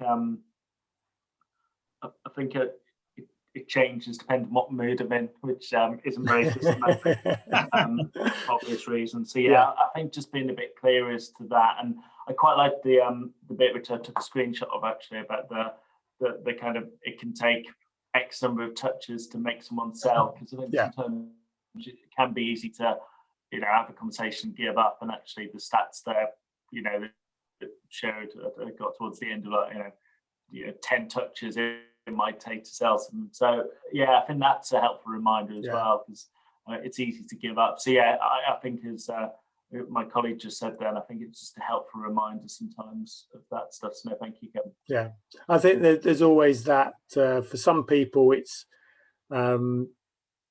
flogging a dead horse, that they spend too long chasing somebody who's never going to buy, or they're not following up the hot one.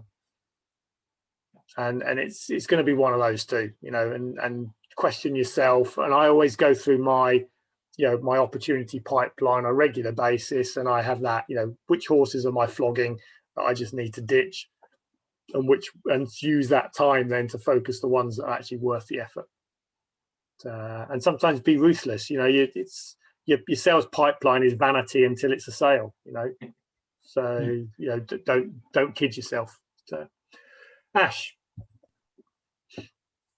I think one thing I'm guilty of with sales is I'm complacent with the fact that we've got a pretty robust customer base as it is, and I probably don't drive sales enough. One thing over COVID for us sort of highlighted different marketplaces that we'd like to get into. So I'd sort of probably I mean, our sales really are at the moment are a lot of word of mouth, because obviously we offer such a technical service. But yeah, I mean, going forward, I guess really marketing as well as sales is a must for us. Yeah. So it's just a bit of uncharted waters, I suppose, really. So I mean, look, it's great that you've built a business, to where it is on, referrals and 2 or 3 clients. But you're right, that's if you limit with that and something goes wrong, you haven't built a £4 million business up, in 4 years, and then seeing it disappear down to 250,000 in 3 months. You start to learn that no, you've got to keep going. If there's work out there, if you can be helping more people, then that's what you need to be doing. If you're not growing, you're dying. Even though you don't, it may not. A flower. If you see a flower in the garden, it looks lovely, but it's dying. Yeah. So you've got to be replenishing those roots to get through and keep going. And that, to me, that's where the fun is. There's no fun in standing still. but you've got to get away from that, working in the business, delivering, and continually to be working on it and growing it. So I always find that sales for us is limited a little bit by the service. It's like I almost get a little bit scared of taking on a new customer for the fact that we're so stretched at servicing the customers that we have got, which is probably quite a nice position to be in. But for us, we're now going for another growth thing. We're reinvesting and trying to diversify. So sales is probably is key to that, really.